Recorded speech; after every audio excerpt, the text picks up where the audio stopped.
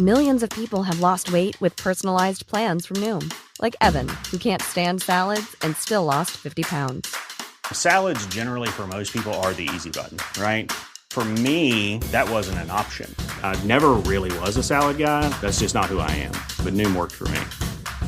Get your personalized plan today at Noom.com. Real Noom user compensated to provide their story. In 4 weeks, the typical Noom user can expect to lose 1 to 2 pounds per week. Individual results may vary.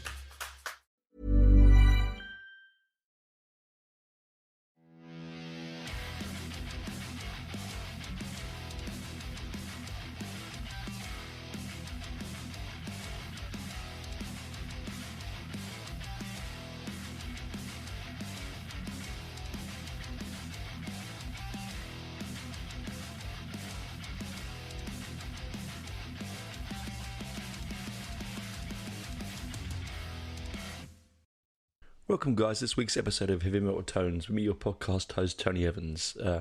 This week is a little bit of a sort of sidetrack from what we normally do. We know we pick an album, we pick a genre, whatever we normally do here. But today I thought we'd have a chat. I have talked about this before on the show in passing, the issues with modern product in RE.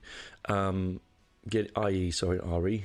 getting your copies of your new albums that you want on vinyl, or even any hard media these days anyway, but mainly vinyl, because it sort of come to me more as a personal thing, because I've ordered some albums, pre-ordered maybe about 2 years ago, meant to be released.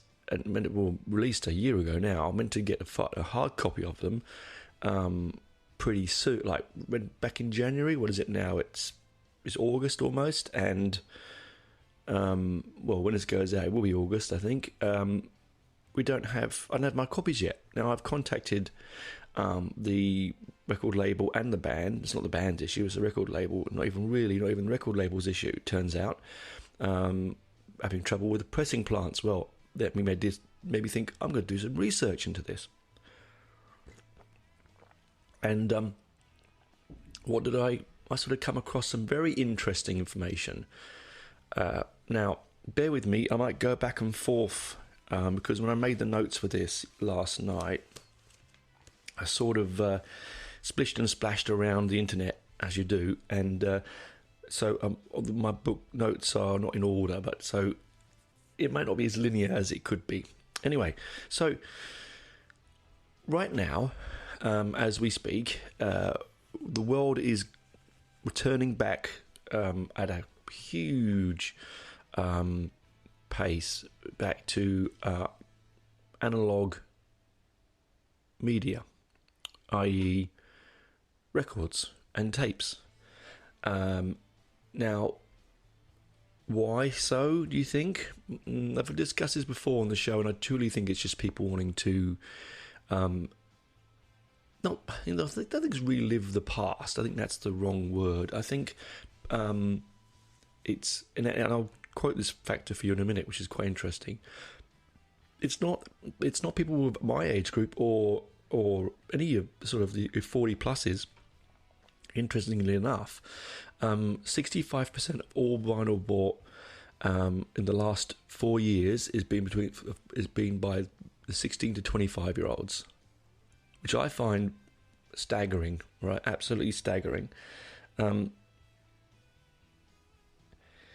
the trouble with this is that 30 years ago, and those of my vintage or older, cast your minds back when you were buying records, right? So let's say 35 years ago, right?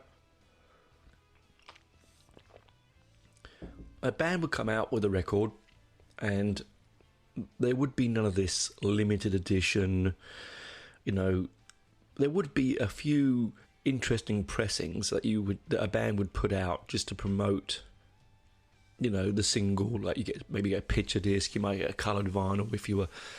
Punk basically sort of really sort of engineered that sort of day-glowness of music, but it was very few and far between. And so, let's say like Iron Maiden released Number of the Beast. It would print on its first run maybe, I don't know, 1 million copies, let's just say, right? And it would all be printed in different printing plants. So you'd have someone in Europe printing for the European market. You'd have Australian printers printing for the Australian market, and Japan and America and South America and so on. And so the amount of actual vinyl printed was so great that the cost to actually manufacture would come right down. Now, there was a point there, we know now, that some of the sort of mid-90s, late 80s, early 90s prints are quite thin and the sound can be quite poor. That's not due to the amount of pressings. That's down to the cost cutting, and that happens, right? Using less PVC and so on, which is what records are made of. Polychloride, I think, isn't it? Polyvinyl chloride, sorry, yeah. Anyway, so you had this mass of records being produced, and bands could make a profit on them because they would make 1 million. Of course, the more, as anyone knows in any kind of business, the more you make, the cheaper it is to make. If you make one of something and you have to put the machinery in order to make one thing, it's going to cost a lot. But if you put the machinery in order to make 1 million things, the price comes down exponentially, right? And that includes the printing of the cardstock for the covers, inner sleeves, labels, all that stuff. But now, and don't get me wrong, those hipsters out there who really sort of helped bring records back into our, consciousness as a consumer. The trouble is, because you can't move now, honestly, guys, you can't move without some special edition, limited edition, only 100, 50 of these made, red this colour, that colour. And to the consumer, to you and I, sitting here in our bedrooms or in our music rooms or wherever we are sitting listening to our records, this is a wonderful thing, because you go, oh, great, I've got, there's only 50 of these in the world, how fantastic do I feel? And I've got a lot of those, I'm not going to deny that. I have a lot of those sort of things. But to produce them actually costs more. Now, there's a fact I read here that says that 300 or to make a profit on a record, you have to print 300 or more. Now, if these bands are genuinely only producing 50 to 100, they're not making much profit. In fact, they're probably losing money on the product. Yes, I know what you're saying. I know what you're thinking, and I'm thinking the same thing. Well, that's okay because I make it up on the CD sales, downloads, touring and T-shirts and so on. Yes, they will, but not every band is big enough to have that kind of revenue, unfortunately. And the smaller the band, the less chance you are to get to a pressing plant. Now, according to the stats, as of last year, there was 100 pressing plants in the world. Now, there are a lot more than that, but there are 100 major pressing plants in the world.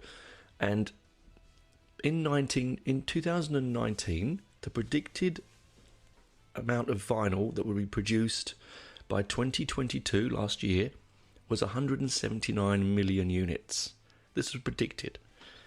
As of the beginning of this year, the world is producing 475 million units. Now, 475 million units, firstly, is huge on the upsurge, isn't it? Right. Secondly, if we are to believe that there are only 100 major pressing plants, the issue is that 475 million pressed by 100. I mean, the number is mind-boggling. The thought. Now, this, unfortunately, because these 100 pressing plants are major labels, if you're in a small band with, say, I don't know, you're going to sell 1,000 of your record. You're going to print 1,000 of your record, right? Good luck, because the Taylor Swifts and the U2s and the Coldplays of this world are going to get first pick. They're going to get the major runs because firstly they're making loads of it, and secondly they're big major names on big major labels. Now, another stat that I read, which was absolutely blew my mind, was that 85% of vinyl bought last year is not played. 45%. 45% of major of vinyl bought last year is not played. 85% was bought, was a different number. Sorry, I read it wrong. Yeah, 45%. Yeah. 45%. Now that's crazy. Now I know that I am guilty of buying records I probably won't play. But I don't own just one of it. I will buy the black vinyl print, and I will buy the red and the blue and the green and the yellow, whatever. They probably won't get played, but the black one will. Right? I'm a collector. It's also that happens, but I'm still using my product that I do buy. It's quite odd that people are buying them and not playing them. The 85% stat, guys, sorry, the 85% stat was 85% of people who bought records had listened to a streaming version first. So that's encouraging. I mean, I do the same. Sadly, it takes away that that sort of what I would call the fun of the charts, right? Remember when we were younger, guys? I'm going to do the Scooby-Doo, go back in time, wibble, wobble screen, right? And think back to when you're sitting in your lounge room in front of the big old, carcinogenic X-ray, TV with a big old tube there, and you're watching it, and you're watching Top of the Pops or Countdown or whatever the American equivalent of that program would be of your musical charts, maybe even with Casey Kasem, I don't know, I'm just picking it up, and you watch the top of the Pops, and you go, you see the single by a band you never heard of, and you'd go and buy the single. And then if you felt so inclined, you'd buy the album because you like the single. Now, classic, as I've talked about on the show before, the classic one is Vanilla Ice's album. That it was one of the first albums where people could buy. They bought the album on the premise of Ice Baby, and they only ever listened to that single on a survey. They never listened to the rest of the album because it was poor, according to them. And there are Vanilla Ice fans that like it. Good luck to you. But they only bought it because the single came out. Now people aren't doing that anymore. I did an episode about that, about downloading, how downloading is killing the record industry, in the fact that the solid records and the charts. You can go back and listen to that episode, but I won't go back over that again. Now, the point is that, so go back to where I was sort of thinking, and this huge number of vinyl that the world is wanting, sadly, cannot be kept up with 100 plants. Now, not all of those 100 plants are huge pressing plants that are knocking out, I don't know, 10,000 a day or 100,000 a day or whatever they knock out. It would be probably in their thousands or even in the hundreds, because it's quite a long and hard process to print vinyl, and also quite, unfortunately, toxic to the environment. Now, again, I did more of my research into this, and there was some, people said, why did vinyl die? And a lot of people reckon it was because the accessibility of digital audio and computer and downloads. And now some people are saying that it was because of the environmental, hazards that it is to produce a record. I think that's hokum. I think that's modernist looking back with greeny eyes, going, that's why we stopped listening to music in a vinyl form. No, I don't think that's the case at all. I think it was down to the fact that people wanted mobility. It was the 80s. coming into the 90s, people wanted compact, they wanted future space age, and they wanted to listen to their music wherever they went, and you couldn't do that with vinyl. So I think that's a cassette. You could do with cassettes, of course, but they unfortunately had their own limitations. I love cassettes, but they had their own limitations as well. Now, when it comes to the environmental aspect of it, there's nothing I sort of read, again, which quite surprised me, that most of the world's lacquer. So when you make an acetate, an acetate is basically the stamp you stamp. They press the vinyl, the warm vinyl into to get like a positive and negative, so you get the copy of the record. To make an acetate, it's a steel plate. It came in with a copper, but it doesn't have the same kind of sound. And then it's coated in a lacquer. That lacquer then sets, and that's when you've got. Then you then press your laminate, your PVC into it. Now the trouble is, to make that particular lacquer is quite toxic, and now I believe, I'm just going to look at my notes 1 second. Now most of the PVC was made, and I think it still is made to some extent, in one location in the world, and that was in Texas, in the US. Now the trouble with that is that it's also strangely controlled by weather issues, and so if you have in 2019 they had 16 they had a really bad winter, and it affected how the polyvinyl chloride was produced. So there was a snap freeze, and it slowed it right down. Not on top of that, there was also a major fire at the Apollo Masters in Texas as well, where the lacquer is made, and so that destroyed most of the world's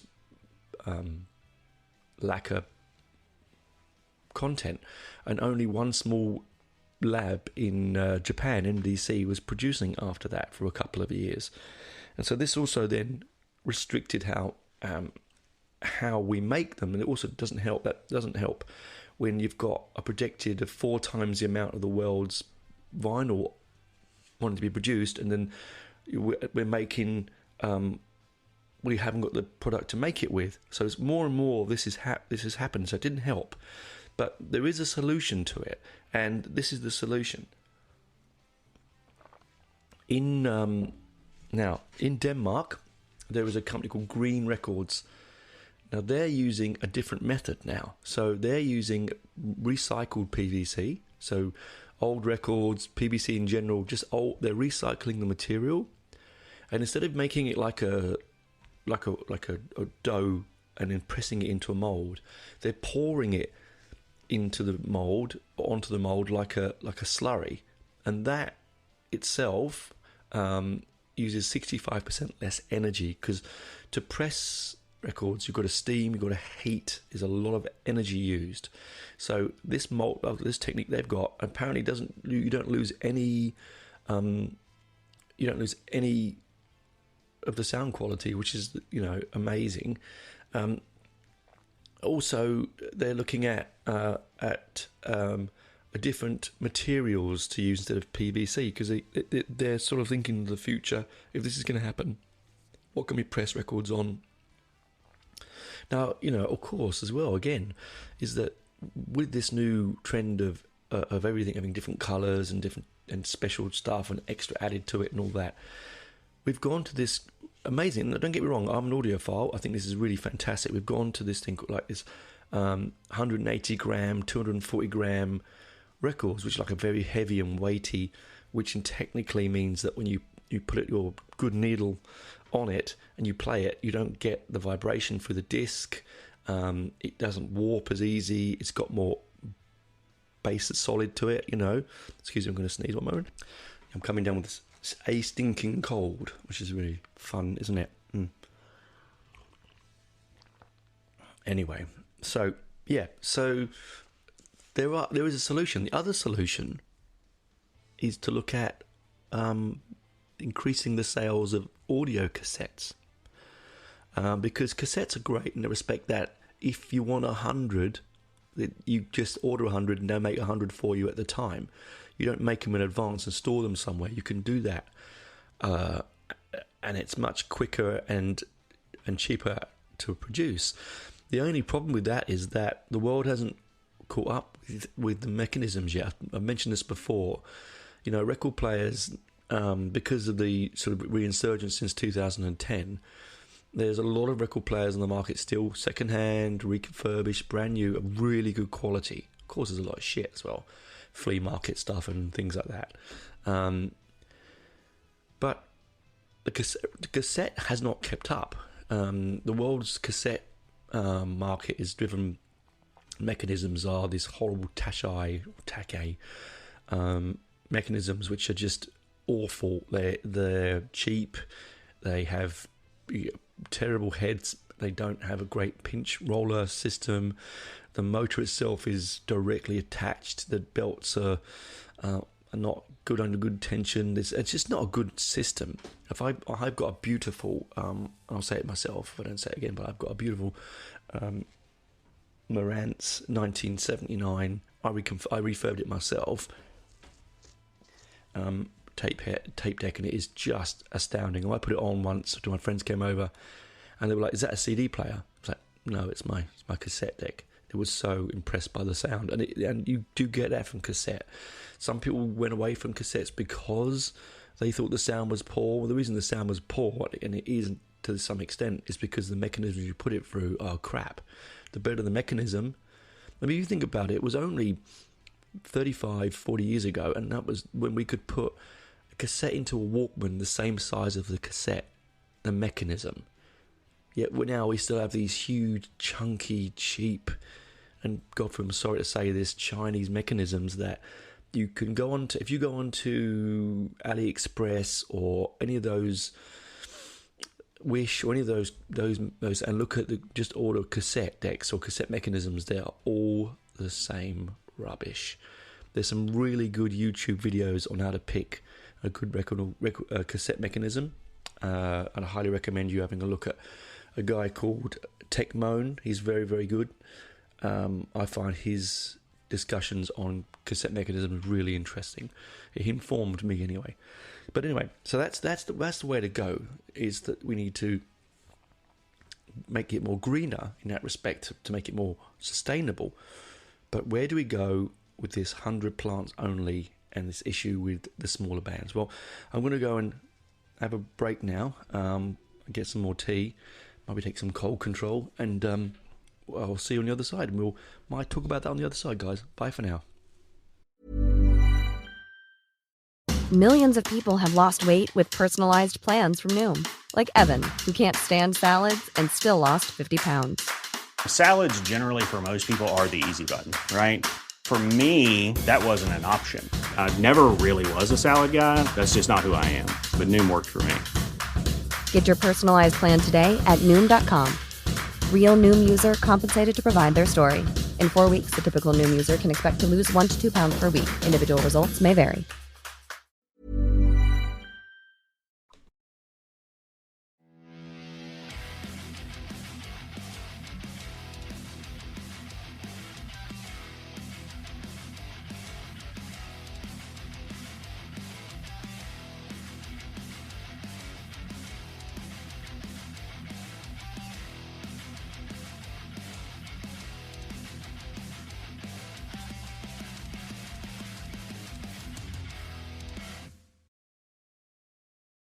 Hi guys, welcome back to this week's episode, the pressing issue of vinyl. I was thinking about this quite deeply last night, where we can go and how is this going to resolve itself. Now, one of the big issues, there's a couple of big issues. Firstly, as I mentioned before the break, this want and need for, I don't mind box sets. I don't mind putting a lot of ephemera. I just bought a fantastic Blondie Rarities box set that's 4 records and it's a fantastic book. I'm all for that. All for that. I think we need to hang back on some of this sort of specialist colory stuff and just where it's fun, yeah, but move. If bands want to be able to produce quicker and larger amounts and more efficiently, maybe and also it'll bring the price down. There's another issue, is the pricing issue. Now, let me just quickly tell you this story, okay? I came across this yesterday, and it absolutely floored me. I didn't know this. Now, this only affects the EU, so listeners in the EU, this is just an example, and I'm sure EU, for you don't know what that is the European Union. For those that don't know, in the EU, as of December the 31st, 2020, the EU introduced a policy of requiring important one-stop shop number, an IOSS, right? This for suppliers. So if someone wants to supply a record label has to have its own IOSS number. What this is for is so that when they sell their products online, they can adequately add the right VAT or value-added tax or the tax for each of their countries onto the product before it's shipped to the consumer. All right. Now, the trouble is, every single person that has a hand in the chain of that record going from the pressing plant to your record deck needs to have an IOSS number. Now, this takes a lot of time, a lot of bureaucracy. As you can imagine, it's the EU. It's not something done. It'll be like 19 million people discussing around a table, eating biscuits and fine cheeses and going on long lunch breaks to work out what the IOSS number should be. Right? I'm exaggerating, but I'm just being, bureaucracy is bureaucracy, right? And it's basically to stop or speed up things at border control. So when a record lands, say I'm in London and I order the new Heads for the Dead album, which is what I just ordered recently, and it comes from Germany. Now, without the IOSS number, it lands at border control in Heathrow in London, and before I can get it, I have to pay duty on it, right? Or the label has to pay duty on it, the company, before it sends it to you. So it has to wrap it in some way. And so how they do that is they were charging upwards to £30 in delivery fee to cover the VAT and the bureaucracy, which is madness, because sometimes that's 3 times what the record is actually valued at. So this is putting people off buying small labels product, because the big labels will have all that stuff set up, so it's not an issue for them. But the smaller labels and the smaller bands, and let's be honest, I'm sure that 95% of the people listening to this right now listen to bands that are small, independent bands. Yeah, they'll listen to the Maidens and the Priests and the Metallicas, but I'm talking about the small bands, the Heads for the Deads, the Savage Masters, all this sort of stuff, right? And so one of the big main issues is that most people buy their records, and I'm one of them, through Bandcamp. Now, Bandcamp only of last year got themselves an IOSS number.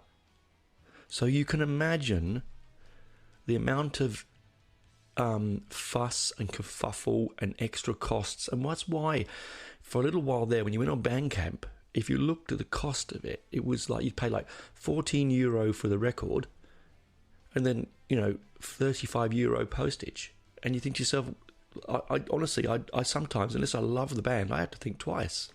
So not only do we have, limited pressing plants, but we also now have bureaucracy to stop the consumer receiving their product, because let's be honest, this is 2023. No one really is able to walk into a record shop locally. I mean, I do. I buy my records always locally, but I can't just go in and get all the unusual records from small bands, because they're not going to be in there. They're going to be selling from their, not bricks and mortar, because it's cheaper for them. They can control product, they can control costing, advertising. It's easier and quicker.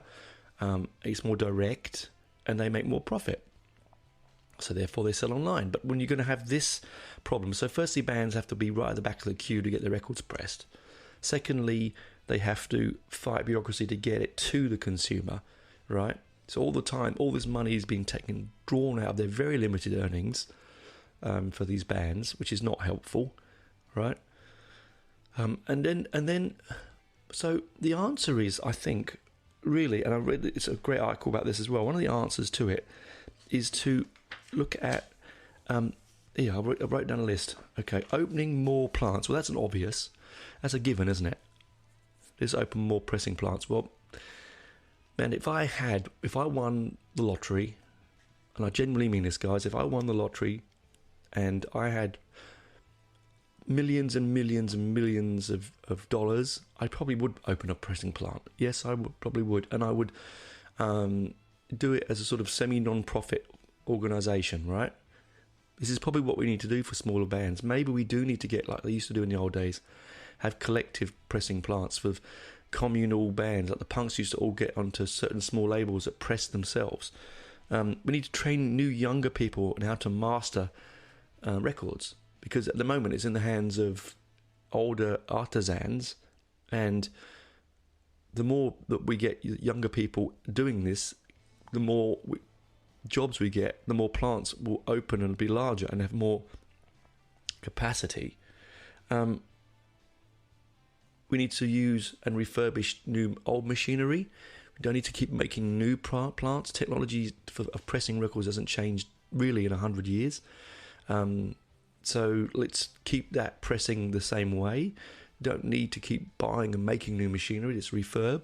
That gives someone a small job. And then micro plants. So why can't we have small micro pressing plants for small specialist genres even, or bands? Because then they haven't got to get in line with the Taylor Swifts and the Coldplays of this world. The mind-numbingly awful, bland rubbish that, let's be honest, most of them aren't going to play. They're just going to put it on their wall or in their record collection, or in their collection, and maybe play it. They might not even have a record player to play the bloody things with. So I think there's a call to arms, guys. Those that are listening out there, could we do it? Could there be a collective? Could people chip in, and open one? I don't know whereabouts. I'm not sure. I mean, if you did a green version like they do in Denmark with this sort of recycled PVC, then you could do the end. Sort of, I think the sort of the horizons are bright. I know here in Australia there's about 4 plants, and they're opening a new one in Melbourne. Well, they were when I was talking a couple of years ago, and that's going to be better for local market as well, because they can produce stuff here. Like I said earlier in the show, it's not all produced in one place and sent around the world like it is at the moment. The old days it was produced in the countries where you bought them, unless they were imports, right? And imports were only sort of one-offs or specialist sort of product. Sorry.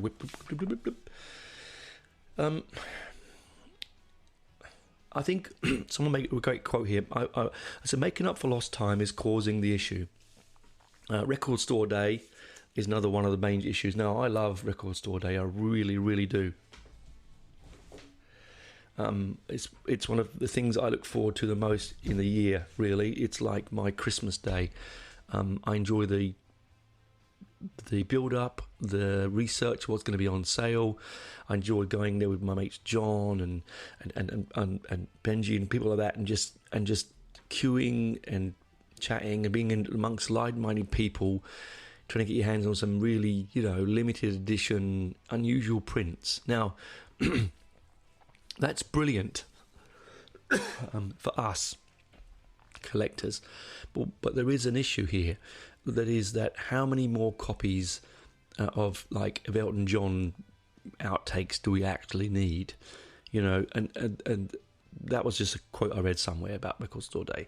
Now the trouble with that is that where they're coming from is this: 100 plants at this moment, as I said, conservatively, producing as much vinyl as it can produce. Now, Record Store Day is so large and so popular that to make the mechanisms and to make the product for that alone would slow down major plants releasing bands' product, because they're making a shaped picture disc of Roger Daltrey's Ride a Rock Horse, or the Who's Who by Numbers blue vinyl.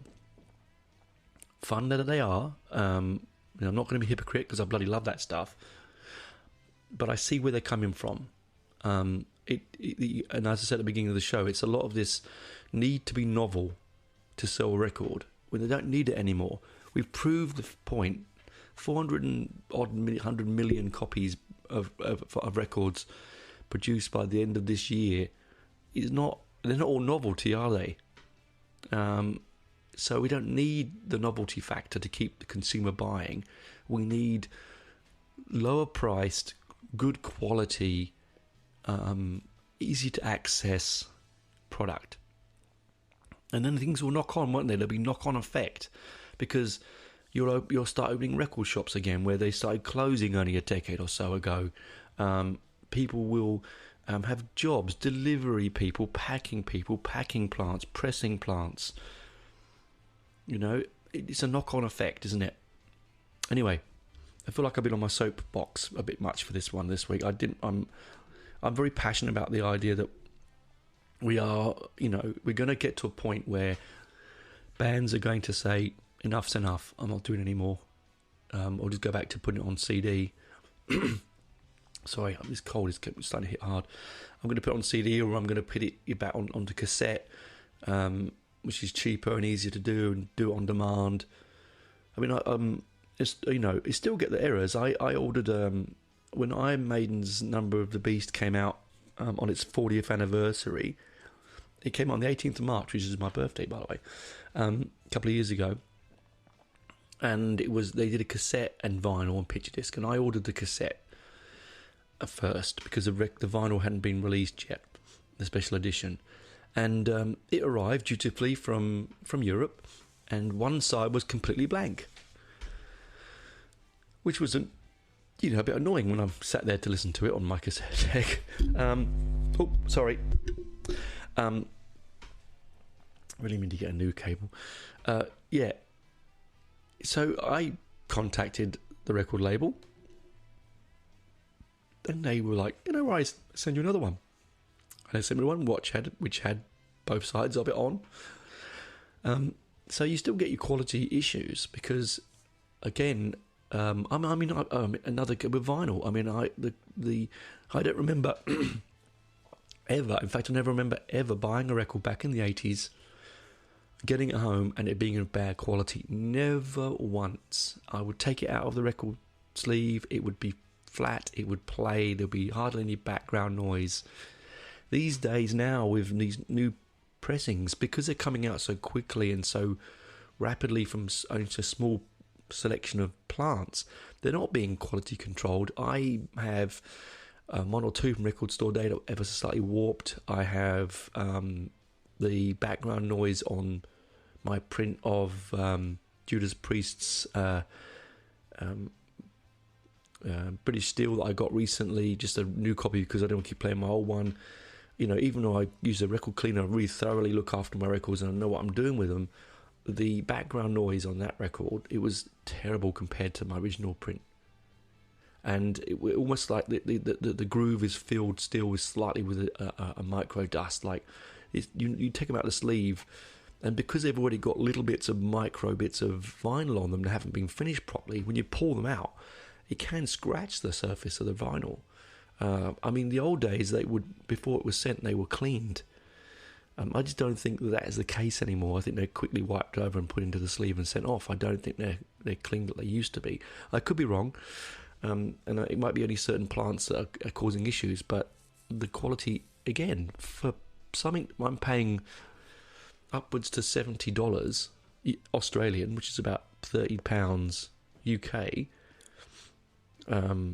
for a record, no, for me it's not much. For me, I don't see the issue with the value of the dollar for that. I see beyond what it costs me. But there are people out there with only pennies in their pockets that really want to be involved in the vinyl revolution, or return, I should say, and they can't afford it. Now they go and buy second-hand records, and most of them are in bad condition, which are overpriced because people go on Discogs and see that it's worth $300 and think that's exactly what it's worth when it's a load of hokum.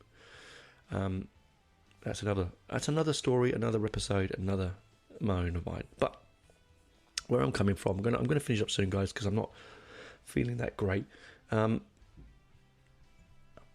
Is that we need to the gist of this conversation is that the world's want for vinyl and its want for audio, analog audio, that warmth you get from it, the feeling you get with it, that sense of satisfaction looking at the sleeve, taking the record out, being with the music.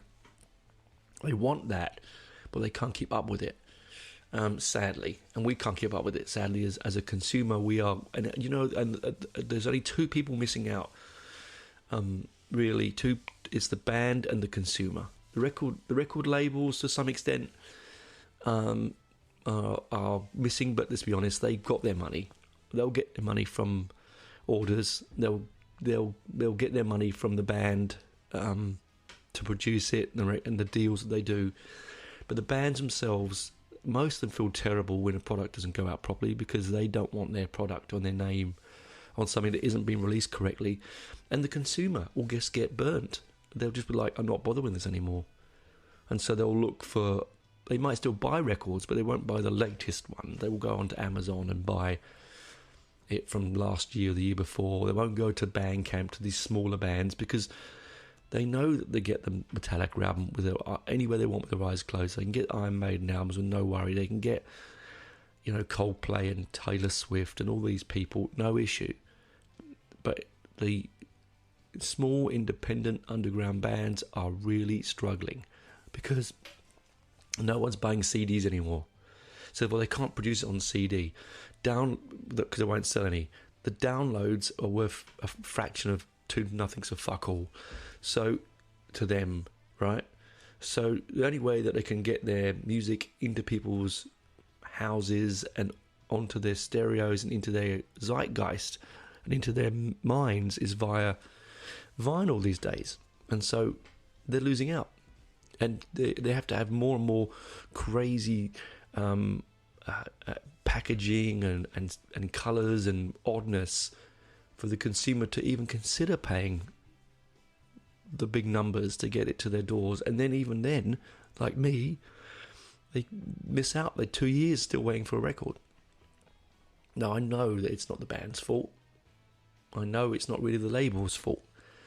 I know it's the pressing plant issues, and it's the world's need and want for the product. But at the same time, it still doesn't stop me being a bit cranky, because I really just want the latest, the new Heads for the Dead album, right? It's a crack of an album. I highly recommend it. I did a review of it back in about maybe 10 or 15 shows ago. Put back another listen. Brilliant album, brilliant band. Yeah. So that's it, really. That's the pressing issue of vinyl today, is that we can't keep up with it. If anyone's got any ideas of what can be done to fix this, or to help fix this issue, let me know. Is anyone out there working at a pressing plant? Does anyone out there want to, open a collective, like a communal pressing plant? I think that'd be amazing. I don't know what the safety issues would be on that, but I can't imagine there'd be huge amounts of money to open up to get the machinery. At one point there were thousands and thousands of pressing plants all around the world, so the machinery must be somewhere. Can't all be scrapped.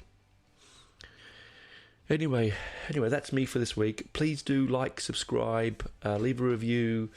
Thank you for listening the last couple of weeks with the Lamb Lies on Broadway. I got some really fantastic feedback. It meant a lot to me. It means a lot to me that you keep listening.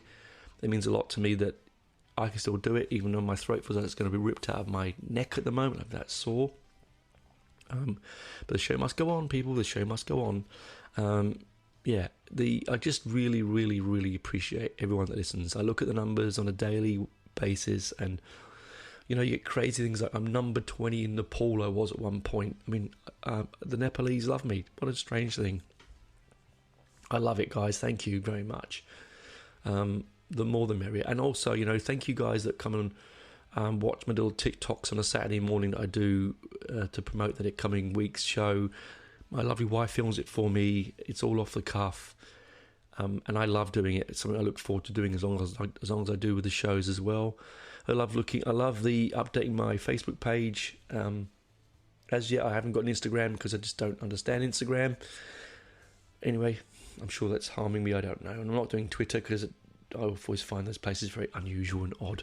But anyway, come to my Facebook page, have a chat, leave me some messages, leave me some reviews, people, please, on the Spotify's and the iTunes. You can go to the top of the button there on your phone on Spotify where it says your little star. Click on it and you can give me a star review. 1 to 5, I don't really mind. Any interaction's great. Anyway, talk to you soon next week, guys. If you are going to put a record on today, have fun. I know I'm going to do that next. The next thing I'm doing when I stop recording here is go down to my record collection, pull one out, put it on, and be with it. Anyway, catch you next week, guys. Bye for now.